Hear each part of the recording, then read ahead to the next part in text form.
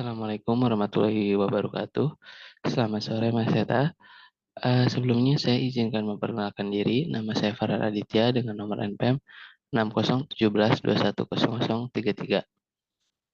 Pada kesempatan kali ini saya akan mempresentasikan tentang iklim budaya dan organisasi.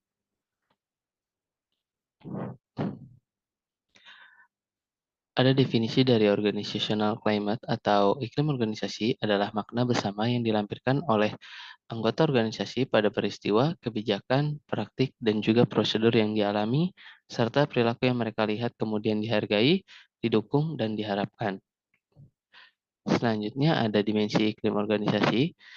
Yang pertama itu ada struktur. Struktur organisasi merefleksikan perasaan organisasi di organisasi dengan baik yang memiliki peran serta tanggung jawab yang jelas dalam lingkungan organisasi. Dan yang kedua itu ada standar yang dimana dimensi ini mengukur perasaan tekanan untuk meningkatkan kinerja dan juga derajat kebanggaan yang dimiliki oleh anggota organisasi dalam melakukan pekerjaan dengan baik. Dan yang ketiga itu ada responsibility atau tanggung jawab yang dimensi ini membahas untuk merefleksikan perasaan karyawan bahwa mereka menjadi bos untuk diri sendiri dan tidak memerlukan keputusannya dilegitimasi oleh anggota organisasi lainnya. Dan yang selanjutnya itu ada recognition atau penghargaan. Pada dimensi recognition ini mengindikasikan bahwa anggota organisasi merasa dihargai jika mereka dapat menyelesaikan tugasnya secara baik. Dan yang selanjutnya itu ada support atau dukungan, yang dimana dimensi ini membahas tentang perasaan percaya dan saling mendukung yang terus berlangsung di antara anggota kelompok kerja. Dan yang terakhir itu ada komitmen, yang dimana pada dimensi ini membahas tentang perasaan bangga anggota terhadap organisasinya dan derajat keloyalan terhadap pencapaian tujuan organisasinya. Selanjutnya ada faktor yang mempengaruhi iklim organisasi. Yang pertama itu ada lingkungan eksternal, yang dimana suatu industri atau bisnis memiliki iklim yang sama. Dan yang kedua itu ada strategi organisasi, yang dimana faktor ini merupakan kinerja suatu perusahaan bergantung pada strategi energi yang dimiliki oleh karyawan untuk melaksanakan pekerjaan yang diperlukan oleh strategi. Dan selanjutnya itu ada pengaturan organisasi, yang pengaturan organisasi ini mempunyai pengaruh paling kuat terhadap iklim organisasi. Dan selanjutnya ada kekuatan sejarah, yang dimana sebagai tua umur suatu organisasi semakin kuat juga pengaruh kekuatan sejarahnya. Dan yang terakhir itu ada kepemimpinan, yang dimana faktor kepemimpinan ini perilaku pemimpin juga memengaruhi iklim organisasi yang kemudian mendorong motivasi pada karyawan. Nah, selanjutnya itu ada organizational culture atau budaya organisasi adalah nilai-nilai bersama, keyakinan, asumsi, serta pola perilaku dalam suatu organisasi yang mengacu pada sistem makna bersama yang dianut oleh anggota yang membedakan satu organisasi dengan organisasi lainnya. Selanjutnya itu ada karakteristik budaya organisasi. Yang pertama itu ada innovation and risk taking, yang dimana karakteristik ini sejauh mana pekerja didorong untuk inovatif dan berani mengambil risiko. Dan yang kedua itu ada attention to detail, yang dimana karakteristik ini para pekerja diharapkan untuk menunjukkan presisi analis dan juga perhatian pada detail-detail.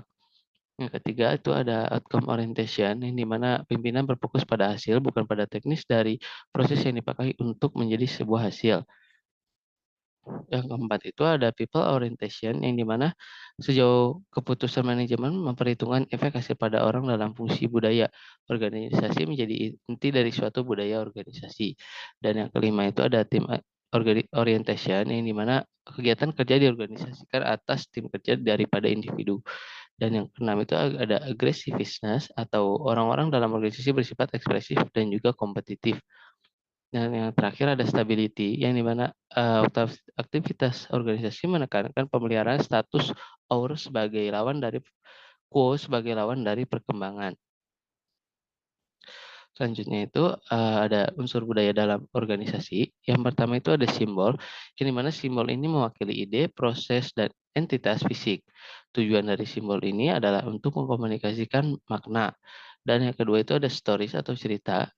Cerita mengenai organisasi seringkali mencerminkan keyakinan inti dan juga asumsi yang dipegang oleh anggota organisasi. Yang selanjutnya ada language atau bahasa. Bahasa adalah pembawa budaya organisasi yang kuat dan juga mencakup istilah unik untuk kantor, orang, pemasok, ritual, dan sebagainya. Dan yang keempat ini ada ritual, yang dimana unsur budaya ritual ini, anggota berorganisasi mengasimilasi budaya organisasi dengan mengamati ritual, mana yang memainkan peran kunci dalam organisasi, dan perilaku apa yang didorong atau ditolak oleh ritual tersebut. Selanjutnya, ada alat ukur. Alat ukur budaya organisasi adalah Organizational Culture Assessment Instrument atau OCAI. OCAI ini merupakan instrumen yang mengukur budaya organisasi yang dikembangkan oleh Cameron and Quinn 2011. Alat ukur ini memiliki 24 item pada setiap dimensi memiliki 4 item yang mewakili masing-masing kuadran budaya organisasi. Dan faktor mempengaruhi budaya organisasi ada dua. Yang pertama itu faktor eksternal, yang dimana segala sesuatu yang berada di luar organisasi tetapi memiliki pengaruh yang besar terhadap organisasi dan budayanya. Yang kedua ini ada faktor internal. Dalam faktor internal, organisasi didukung oleh sumber daya yang diperlakukan, maka yang perannya sangat besar adalah budaya organisasi yang dianut oleh seluruh sumber daya manusia dalam organisasi. Ada 3 strategi dalam menggabungkan budaya organisasi. Yang pertama itu assimilation atau asimilasi. Strategi ini adalah strategi yang bekerja lebih baik ketika salah satu organisasi memiliki budaya yang relatif lemah.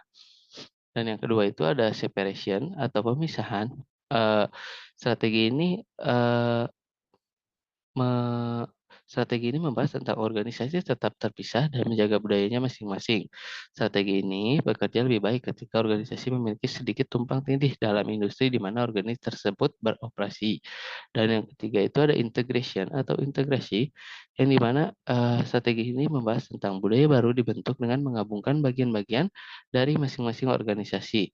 Dan strategi ini bekerja paling baik ketika aspek budaya masing-masing organisasi perlu ditingkatkan.